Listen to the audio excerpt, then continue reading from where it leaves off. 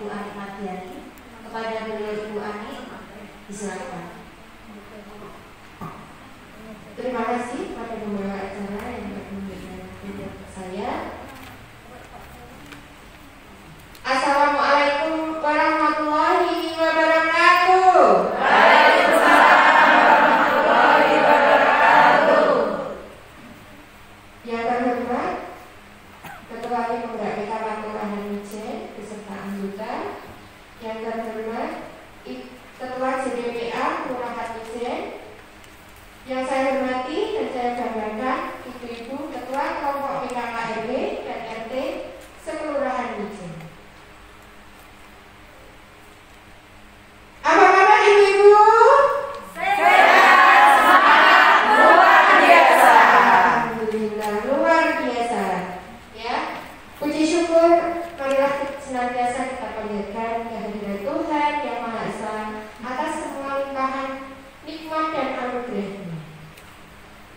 Perkenalkan saya dari Koja 1, nama saya Ani.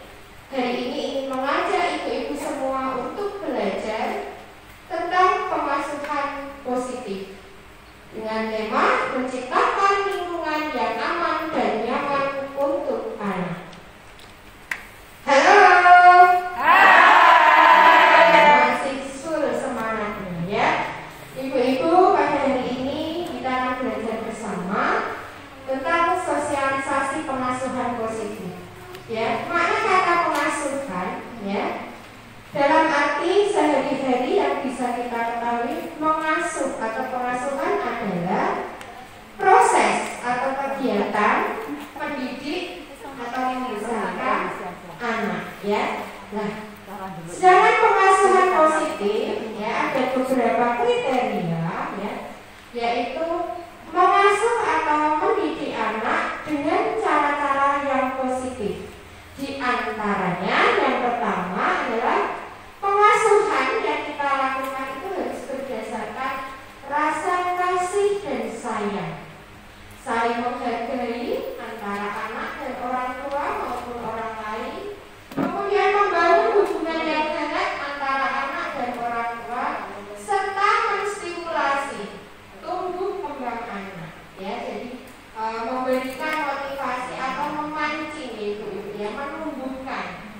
Yang kedua adalah pengasuhan yang menggunakan pendekatan dengan mengedepankan penghargaan atau apresiasi atas segala sesuatu yang sudah dilakukan oleh anak itu. Kemudian pemenuhan perlindungan hak anak, juga mengedepankan kepentingan yang terbaik buat anak-anak itu. Kategori yang ketiga yaitu upaya atau usaha atau tindakan kita untuk memberikan lingkungan yang bersahabat bagi anak-anak kita, yang ramah sehingga anak dapat tumbuh dan berkembang dengan optimal. Landasan pengasuhan positif ini adalah hak pada konvensi hak anak. Jadi hak anak itu ada 4. Yang pertama adalah hak hidup, kemudian hak perlindungan, hak tumbuh kembang, dan hak berpartisipasi. Itu sebagai landasan. Kemudian di mana dan siapa yang harus melakukan pengasuhan positif ini?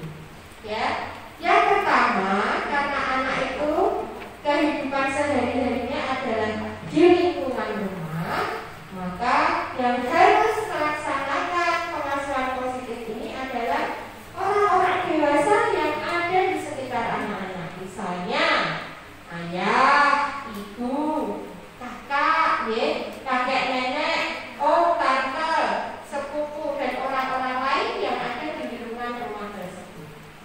Jika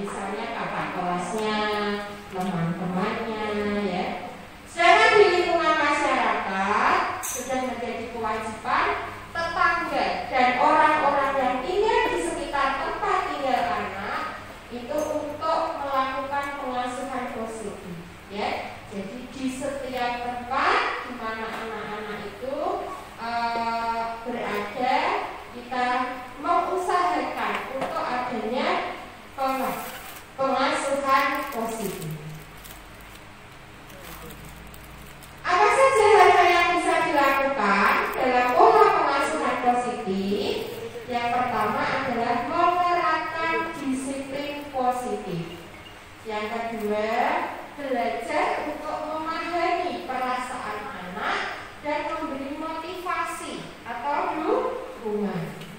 Yang ketiga, menghindari pelabelan. Yang keempat, orang tua harus bisa mengelola emosi seberapapun rasa marah, rasa kecewa, itu kita harus bisa mengelola emosi. Yang kelima adalah menerapkan aturan sesuai tingkatan usia. Jadi tidak boleh memberikan aturan yang di atas batas usia anak tertentu ya Bu ya. Jadi untuk anak balita, untuk anak remaja, untuk anak dewasa itu kita membuat aturannya harus disesuaikan dengan tingkatan usia mereka. Yang keenam, ini sangat penting ibu-ibu ya, yaitu menerapkan kepercayaan. Orang tua harus percaya kepada anak. Itu lebih penting, yang paling penting saya kira. Ya, karena anak saya itu ketika saya kasih tahu jawabannya, "Pak, Ibu percaya." Ya, berarti kita jawab aja, "Ibu yakin percaya sama kamu. Kamu tahu mana yang benar dan mana yang salah." Ya. Jadi tolong tetaplah bersikap baik atau begitu ya. Jadi tanamkan rasa kepercayaan kepada anak kita. Jadi anak itu akan lebih memegang konsisten Bu ya. Jadi dia memegang ini kepercayaan orang tua saya. Harus saya pegang itu, jangan sampai saya mengecewakan orang tua. Ya seperti itu. Mereka akan punya tanggung jawab secara moral ya. Berikutnya, nah mengapa kita penting melakukan pengasuhan positif? Yang pertama adalah untuk meningkatkan keharmonisan hubungan antara orang tua dan anak ya. Karena pada era sekarang ini orang tua itu bukan hanya orang yang melahirkan, membesarkan, memberi nafkah, bukan ya Bu, tapi bisa sebagai teman, bisa sebagai sahabat, bisa sebagai pelindung terutama ya. Jadi kita harus menciptakan hubungan yang harmonis dengan anak. Yang kedua, mengoptimalkan tumbuh kembang anak ya. Anak yang punya hubungan baik dengan orang tuanya, secara psikologis dia akan mengalami perkembangan mental yang lebih baik. Kemudian yang ketiga adalah mencegah terjadinya perilaku penyimpangan pada anak. Kembali tadi ada menanamkan kepercayaan ya. Jadi anak-anak yang dipercaya oleh orang tuanya, insya Allah mereka akan konsisten memegang tanggung jawabnya sehingga menghindari perilaku yang menyimpang. Nah, dalam melaksanakan pengasuhan positif ada beberapa hal yang perlu dipahami oleh orang tua. Yang pertama adalah tahap perkembangan anak. Yang kedua, komunikasi yang efektif. Yang ketiga adalah disiplin positif. Itu 3 hal yang perlu kita ketahui. Ibu-ibu semuanya, nah, mengapa orang tua itu harus memahami tahap perkembangan anak? Salah satunya adalah sebagai alat pendeteksi ya perilaku anak yang menyimpang. Kemudian membantu orang tua untuk memahami berbagai perubahan yang diharapkan pada saat anak tumbuh dan berkembang. Seperti kita ketahui ya, untuk tumbuh kembang anak dengan usia baru lahir atau bayi, kemudian balita bawah 3 tahun, balita, remaja dan dewasa itu berbeda-beda ya. Jadi kita pahami apa saja usia berapa anak kita, apa saja yang seharusnya sudah dia capai, mana yang sudah, mana yang belum, mana yang harus kita stimulus supaya muncul pertumbuhan dan perkembangannya itu, dan mana yang sudah tercapai. Jadi kita bisa melihat seberapa kemajuan tumbuh kembang anak kita. Ya. Kemudian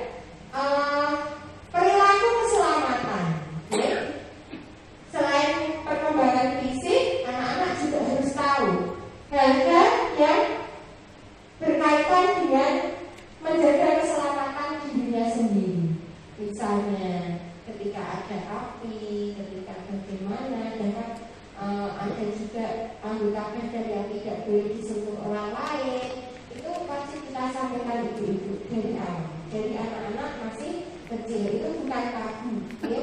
Itu hal yang benar-benar. Kemudian yang kedua adalah perkembangan motorik halus. Motorik halus itu yang berkaitan dengan kegiatan yang mengeksplorasi menggunakan alat ekspresi, ya. Misalnya saja menggambar, memegang pensil, mewarnai dengan benar seperti itu. Nah, kemudian untuk motorik kasar yang dengan gerak yang kelihatan itu ibu, ya, seperti berjalan, seperti berlari, menendang dan lain-lain, ya. Jadi dalam tahapan usia-usia tertentu itu harus mengalami peningkatan, ya. Kalau ibu-ibu aktif di posyandu pasti akan diberikan arahan tentang kemampuan motorik halus dan kasar, serta perkembangan fisik anak akan terpantau, ya.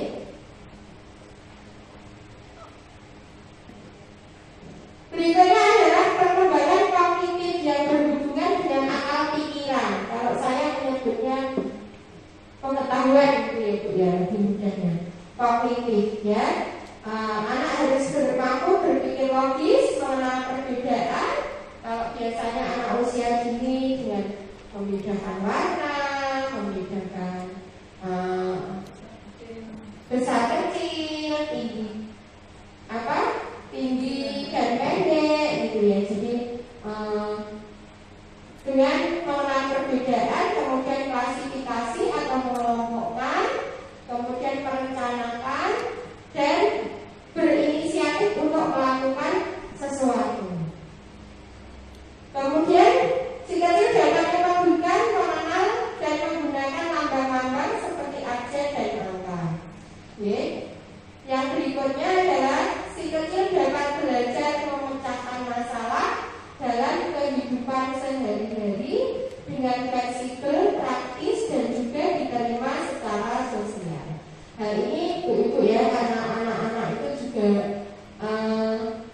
bermain dengan temannya ketika mereka menemukan masalah, ya, atau harus mencari pemecahan dari suatu masalah yang ditemuinya, itu kita wajib memberikan arahan, ya. Jadi jangan dibiarkan saja. Misalnya ketika dia punya sesuatu mainan diakui oleh temannya misalnya, terus biasanya kalau dia itu mengadu ke orang tuanya mesti ikut ya Bu ya. Loh, ini punya anak saya, jangan gitu. Si ibu memarahi temannya. Nah, kalau bisa kita gunakan pola, kita memberitahukan, coba tadi punyamu warnanya apa, cirinya apa, yuk kita lihat benar nggak punya. Nah, ketika benar ya kita motivasi anak untuk mencari solusi dari permasalahan itu. Ya, kita berikan kepercayaan. Kalau misalnya, aku udah ikhlas kok, tak kasih temanku. Berikan apresiasi ke anak itu. Ya, kemudian kalau memang sudah ikhlas ya sudah tidak usah dipermasalahkan. Misalnya, ya, jadi kita mencarikan solusi, membantu anak memecahkan masalah dengan hal-hal yang positif misalnya. Perkembangan berikutnya adalah bahasa, ya, dari anak balita itu disitulah kita mulai menanamkan bahasa-bahasa yang baik, ya. Selain untuk katanya yang lembut, yang baik, juga kita mengajarkan anak untuk menyampaikan, ya, menyampaikan isi hatinya, menyampaikan pikirannya, ide-idenya, ya. Misalnya dia dari pulang sekolah, tidak hanya yuk cepat ganti baju, habis itu makan ya, cuci tangan terus makan, bukan itu. Tapi setelah anak itu melakukan kegiatan, bagaimana dibimbing, setelah selesai kita tanyakan, tadi di sekolah belajar apa nak? dia akan cerita. Pelan-pelan tuh sama bubuk gitu. Jadi kita stimulasi anak, ya, kita mancing anak untuk menyampaikan cerita-cerita. Kita latih anak untuk memperbanyak kata-kata. Kita latih anak untuk berani menyampaikan apa yang ada di pikirannya, ya. Keterangan berikutnya adalah sosial emosional. Sosial, hubungan sosial, ya, ibu-ibu, ya, kita tahu hubungan sesama manusia dengan sesama manusia. Ketika kita berhubungan, anak-anak bergaul dengan teman-temannya, pasti akan ada hal-hal yang tidak selalu sesuai dengan apa yang diinginkan. Dan di situ kita melatih anak untuk mengelola emosinya. Selain itu kita juga memberikan contoh bagaimana kita mengelola emosi kita sebagai orang tua supaya anak itu bisa memahami ketika kita berhubungan dengan orang lain terjadi sesuatu hal itu kita harus bisa memanage emosi kita. Yang terakhir adalah keterampilan seni, ya. Ini bisa dilihat dari kegiatan anak. Masing-masing pribadi berbeda, ya Bu, ya. Individu itu lahir dengan bakat seni yang berbeda-beda. Nah, bakat seni atau keterampilan seni ini bisa kita jadikan sesuatu, ya, yaitu dengan mengajari anak sesuai dengan bakat dan minatnya. Ketika anak belajar sudah sesuai dengan apa yang disukainya, maka dia akan belajar lebih mudah dan lebih senang karena itu adalah hal yang disukai. Sementara seni yang perkembangan seni yang dimiliki anak itu banyak sekali, ya Bu, ya. Ya, jadi mungkin ada yang suka menyanyi, berpuisi, menari, mendengarkan musik dan lain-lain. Ya, kita memberikan bimbingan, ya, kepada anak-anak sesuai dengan bakatnya sehingga bisa menumbuhkan keterampilan seninya. Ini di sekolah saja akan juga susah, Ibu-ibu. Sebenarnya bakat minat anak itu apa? Jadi kita harus belajar mendeteksi dini bakat minat anak terhadap seni. Selanjutnya yang kedua, yang tadi adalah mengenal tumbuh kembang anak. Yang kedua adalah komunikasi efektif, ya. Ibu-ibu sepertinya mengantuk, ya. Hai. Halo. Halo. Halo. Hai. Terima kasih. Berikutnya komunikasi efektif, ya, adalah meningkatkan kemampuan verbal dan interpersonal, ya. Kemampuan verbal itu kemampuan berkata-kata, ya, kemampuan mengucapkan kata-kata itu yang paling mudah, Bu, verbal, ucapan, ya. Sedangkan interpersonal adalah hubungan sesama manusia, ya. Misalnya saja anak kecil, anak-anak kita ajari ketika bertemu dengan orang yang lebih tua harus bagaimana.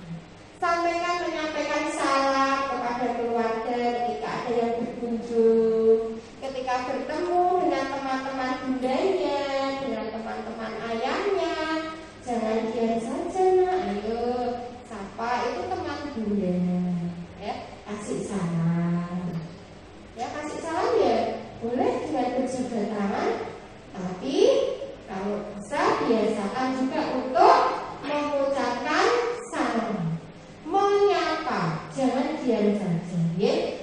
Pada saat pandemi ini ada kecenderungan anak-anak itu untuk cuek dengan orang lain, ya. Jadi kita harus mengembalikan bagaimana anak-anak kita itu mau bertegur sapa dengan orang-orang yang ada di sekitarnya, tidak menjadi individu yang pegang HP, terus 1 jam, 2 jam dipanggil tidak menyahut,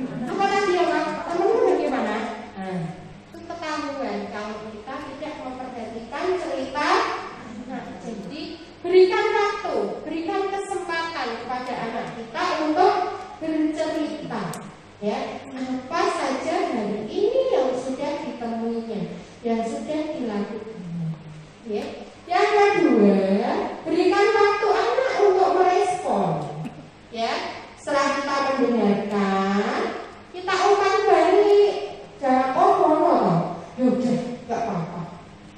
Kita tanya, terus gimana? Kamu tadi bagaimana saat temenmu itu gitu? Apa yang kamu lakukan? Ya, biar anak berpikir, oh tadi aku tuh Bun, pas temenku jatuh tak tekokin Bun. Oh iya jatuh, syukurin gitu ya. Nah sekarang ya dia lihat temennya jatuh tuh tepuk-tepuk tangan. Oh, kamu tepuk tangan, kenapa nggak tepuk tangan? Kita tanya. Lah lucu kok Bun pas jatuhnya itu. Nah, iya sih lucu, tapi jangan ditepukin misalnya. Kasihan juga kan itu jatuh kalau semua. Besok lagi kalau temennya jatuh ditahan ya. Kalau misalnya kamu ketawa ya kamu tahan lah kalau lucu. Kasihan itu yang jatuh ya. Oh iya Bu, besok lagi kalau jatuh ditawa ya Bu. Ya iyalah, masa ditepukin ya. Jadi berikan kita bagaimana respon anak kita sudah tahu ya Bu. Nah, kemudian meluangkan waktu untuk berdiskusi ya. Seperti tadi termasuk dalam diskusi Bu antara orang tua dan anak. Memberi motivasi ya, memberi motivasi saat berdiskusi. Jadi seperti membunuh garis bawah Bu. Bukan kita mendogma kamu harus begini, tapi ya nak seperti itulah. Ketika teman kita ada yang kesusahan atau ada yang mengalami halangan, kita punya kewajiban. Apa tadi kewajibannya? Membantu Bun, gitu kan? Anak akan merespon, membantu Bun, oh ya, teruslah membantu jika temanmu mengalami kesusahan. Yang kelima adalah siapkan anak untuk lebih mengenal teknologi. Ini adalah tugas berat, ya. Tugas berat kita sebagai ibu-ibu, ibu dikatakan kita harus belajar apa saja yang dibutuhkan anak kita dengan teknologi. Teknologi bukan hanya HP ya Bu ya. HP dan aplikasinya terutama. Aplikasinya wow, saya saja sampai bingung. Ya, mau pakai aplikasi apa? Ya, jadi bagaimana kita mencari aplikasi-aplikasi yang satu benar-benar dibutuhkan oleh anak kita. Kemudian memberikan arahan ibu-ibu bagaimana menggunakan aplikasi itu dengan benar, dengan teknologi itu dengan benar. Kemudian kita juga harus memberi batasan, ya. Boleh anak main game untuk hiburan. Berapa menit sehari? Misalnya. Bahkan Bu, teman saya itu ada, ya, untuk pinjam HP, bermain HP 30 menit, itu usia 3 tahun harus setoran hafalan ya Bu. Anak saya kalau nggak setoran hafalan nggak berani punya pinjam HP. Jadi kalau ayahnya pulang kerja mau pinjam HP buat mainan itu harus setor hafalan dulu. Itu adalah menstimulus anak. Jadi tidak semua yang kita inginkan itu bisa didapat dengan mudah. Sementara kita bagaimana ibu-ibu? Bagaimana? Ayo, los katanya, los. Bu, kuotanya habis karena tugas diri. Nah, seperti itu ya. Jadi harus kontrol ya. Kita kontrol penggunaan teknologi terutama saat ini yang mendominasi anak-anak adalah gadget yaitu HP ya. Berikutnya manfaat komunikasi sudah deh. Oh belum. Manfaat komunikasi saat tumbuh kembang anak kita harus meningkatkan komunikasi kita terhadap anak adalah satu, untuk melatih anak mengenali dan mengelola emosinya ya. Jadi anak bisa memahami bagaimana sifat teman-temannya, bagaimana dia harus bersikap seperti itu. Kemudian yang kedua adalah melatih kecerdasan berbahasa. Percaya atau tidak percaya Bu, semua manusia itu dikaruniai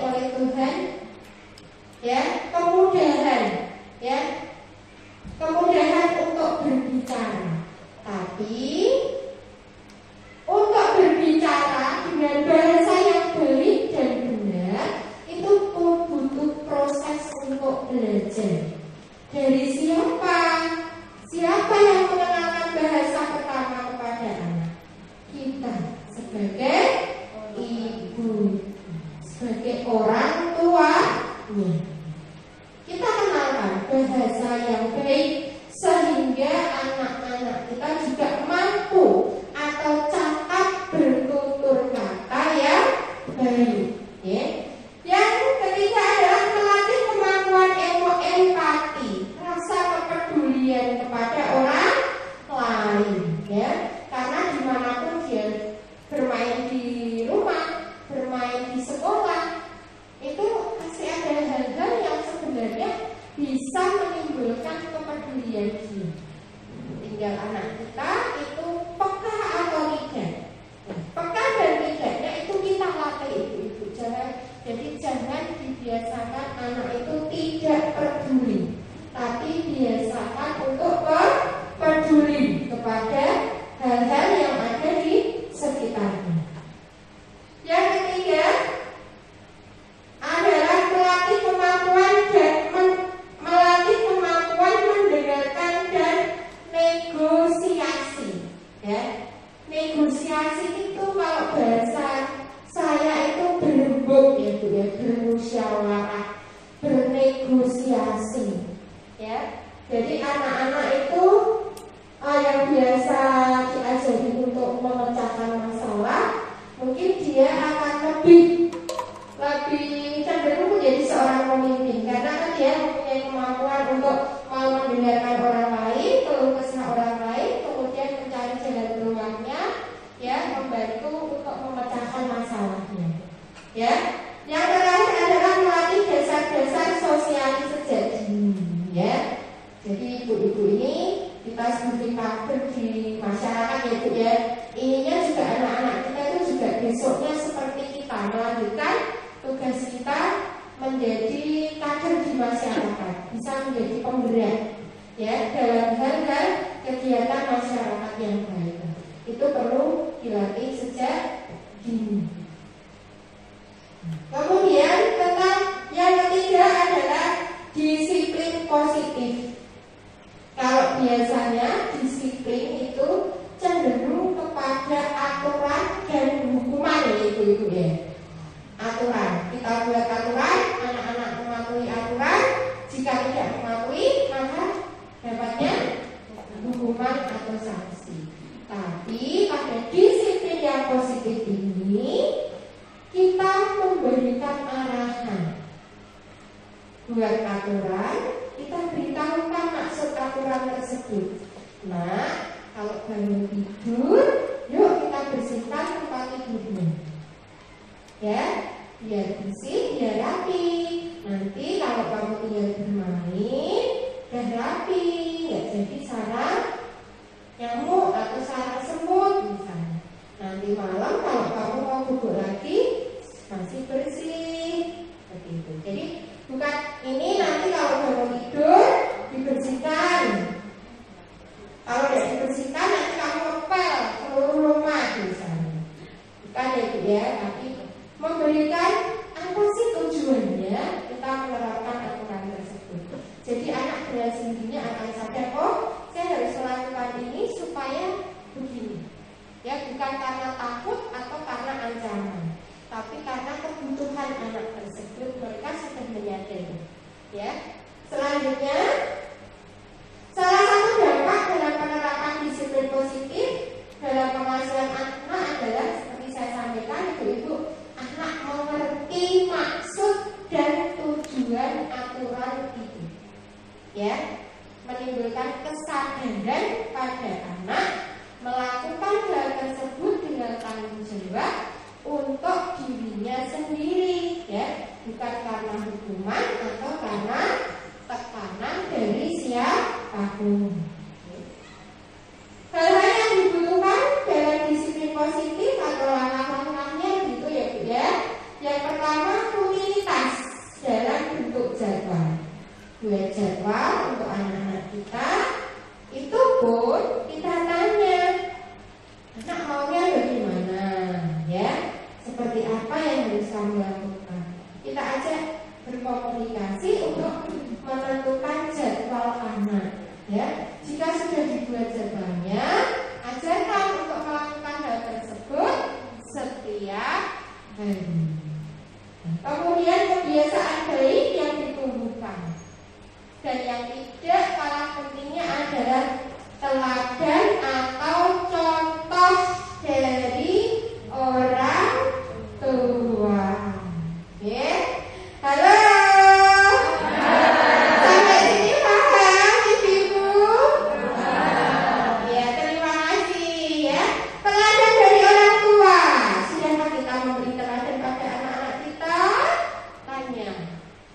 teladan.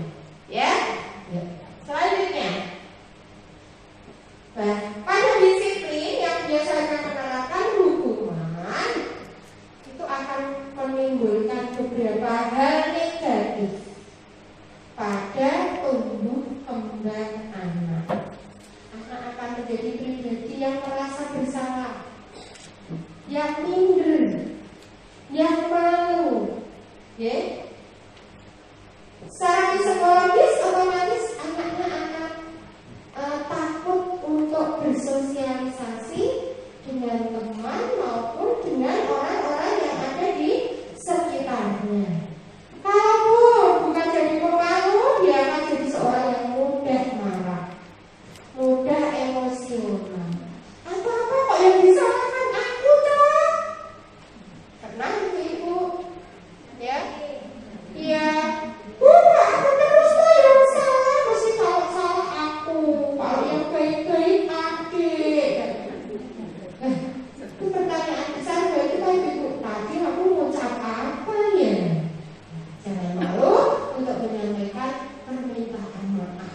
Ya, seperti itu. Ya, jadi hukuman itu akan membuat psikologis anak kita terganggu. Ya, walaupun ada yang tampak, ada yang tidak tampak. Ya. Beberapa panduan tentang disiplin positif.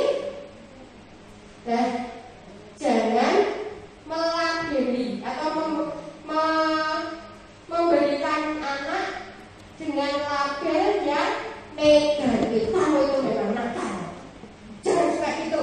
Nah, biasa kayak gitu. Tanpa dosa ya. Aku yang tahu itu ya. Bocor gitu, aku itu nakal banget. Astagfirullahaladzim. Kayak pas laki-laki gitu ya. Ya, jangan memberikan label yang negatif. Ya, karena apa? Kata ketua ucapan adalah doa selalu dia. Ya, jadi berikan label yang positif. Misalnya, ya, anak bunda memang pinter. Kamu kok aktif banget Yunang ya? Misalnya, walaupun dalam hati kita tuh sampai duduk utuh ya, menggigit-gigit, tapi ucapan kata yang ya, kadang anak kita yang sudah menginjak remaja pun sering mengetes kita dengan seperti itu. Astagfirullah, semoga jadi anak pintar ya mbak ya, anak solehah ya mbak ya, sambil beristighfar ya. Jadi jangan memberikan label negatif. Yang kedua, gunakan bahasa yang positif seperti tadi dulu ya. Ketika anak melakukan kesalahan, jangan langsung dibentak. Kamu itu gimana kok minumannya tumpah? Anaknya langsung berhenti. Iya kan? Tapi gimana ini kak? Yuk, kok bahasa ya? Yuk kita ambil lagi. Yuk kita bersihkan bareng-bareng. Nanti kalau minum hati-hati ya kak ya, taruh sana di meja. Kasih di pojok biar nggak tumpah. Ya. Yang berikutnya adalah meluangkan waktu spesial untuk bersama dengan istri anak supaya mereka merasa dianggap. Ya. Ya, jadi ibu-ibu ini yang komunikasi efektif tadi juga ya. Jadi perseringlah waktu kita untuk anak-anak kita. Misalnya saja saat makan malam, ya. Saat kita udah seharian bekerja, pulang ke rumah, terus saat makan malam, itu yuk kita duduk bersama. Bunda, aku pengen makan. Nah, saya beli sendiri sana, kok udah makan rokok? Ya, jadi kita perbanyak mungkin di hari itu kita gunakan untuk kegiatan bersama keluarga. Yang berikutnya adalah memberikan time out positif. Kalau saya itu mengartikannya memberikan anak waktu untuk menenangkan diri. Ketika anak mengalami kesalahan, sudah tahu dia salah, biasanya dia itu akan menyesal dulu. Atau akan kecewa, ya Allah, aku kok seperti itu, anak itu akan menyesal. Dan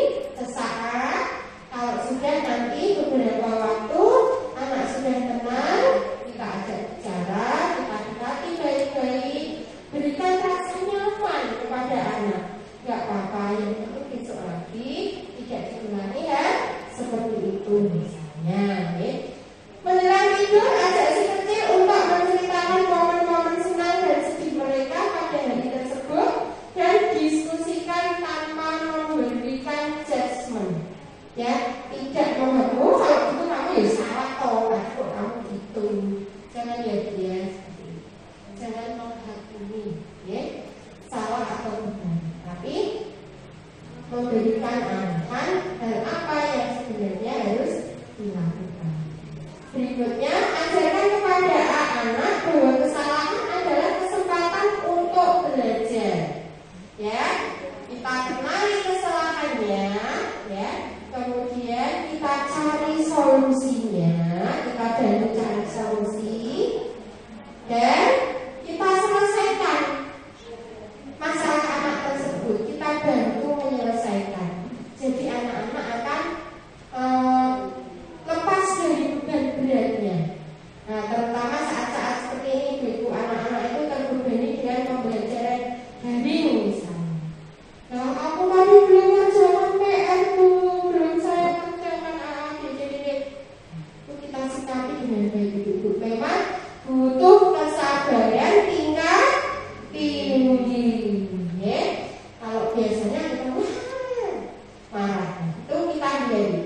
Ya, kita cari apa masalahnya, kita cari solusinya, dan kita selesaikan bersama-sama. Ya. Kemudian pastikan pesan kasih sayang mama tersampaikan. Mama sayang sama kakak, bunda sayang sama kakak. Masihkah ibu-ibu kita mengucapkan kata-kata tersebut pada anak kita? Selalu ya? Iya. Ini supaya anak percaya dirinya meningkat, ya, untuk ketika mendengarkan bahwa orang tuanya benar-benar menyayanginya.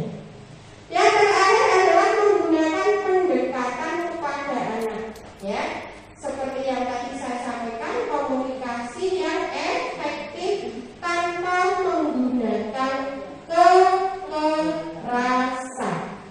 Ya, jadi pada dasarnya pengasuhan positif adalah cara mengasuh anak dengan cara-cara yang baik, ya, hindari hukuman, hindari kekerasan, hindari ucapan-ucapan yang dapat membuat anak-anak jatuh mental. Ya, demikian. Ya, terima kasih ibu-ibu, ini yang bisa saya sampaikan. Jangan lupa ya, apa yang sudah kita pelajari sore hari ini bisa ibu-ibu sampaikan juga kepada warga masyarakat yang ada di wilayah kita masing-masing.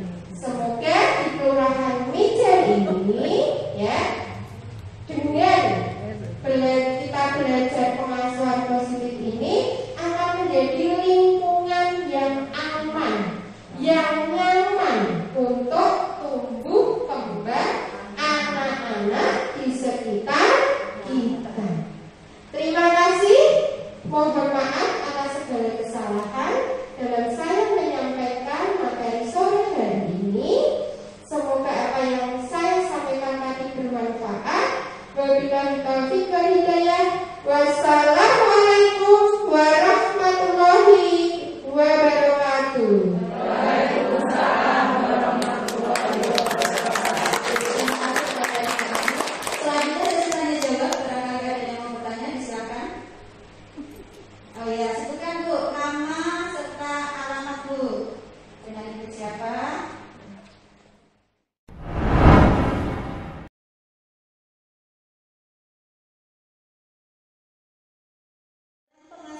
Yang positif, orang tua tidak diperkenankan untuk melakukan hukuman fisik seperti menjewer, mencubit, bahkan membandingkan dan melabeli. Bisakah anak yang mendapat perlakuan tersebut melaporkan perlakuan orang tuanya? Pada siapa jika mereka akan melapor? Apakah si anak bisa melapor sendiri atau harus didampingi oleh wali atau saksi? Terima kasih. Wassalamualaikum warahmatullahi wabarakatuh. Saya akan mencoba untuk menjawab, ya ibu-ibu ya.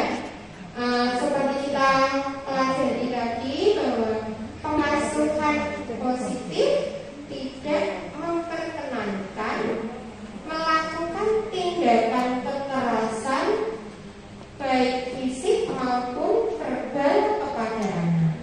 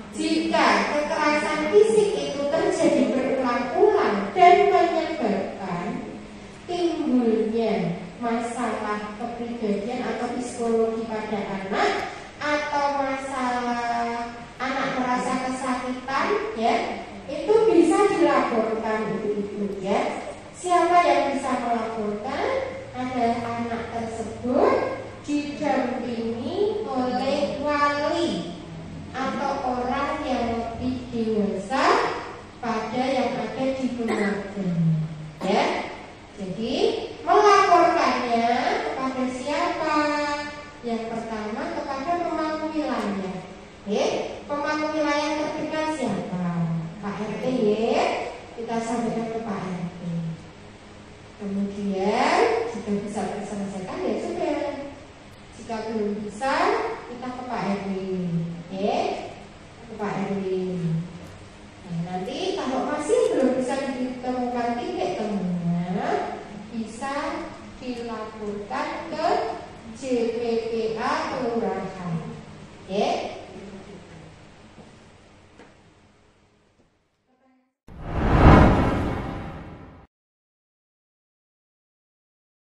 Terima kasih. Nama saya Sulase dari RT 2 RW 5. Mohon izin bertanya Ibu. Ya, silakan, Ibu. Yang saya mau tanyakan adalah, jika kita menemukan permasalahan kekerasan atau penelantaran pekerja anak, kita harus melapor kemana dan bagaimana alurnya? Mohon petunjuknya. Terima kasih. Demikian pertanyaan dari saya. Kekerasan pada anak. Nah, ini jika terjadi hal yang sama seperti tadi, diselesaikan secara musyawarah di lingkungan wilayah masing-masing, di pemangku wilayah terdekat. Kemudian jika terselesaikan, jika tidak ke Pak RW, jika belum selesai maka ke JPPA kelurahan, ya. Kita lapor kepada JPPA kelurahan, ada petugas yang akan membantu untuk mencari solusi dari permasalahan tersebut. Apabila masih belum ditemukan titik temunya, bisa dilaporkan ke PPT kecamatan. Nanti PPT kecamatan akan bekerja sama dengan Pak Babinsa, gabungan Tikmas untuk mencari solusi yang terbaik bagi permasalahan tersebut. Sepertinya seperti itu Ibu yang bisa saya sampaikan untuk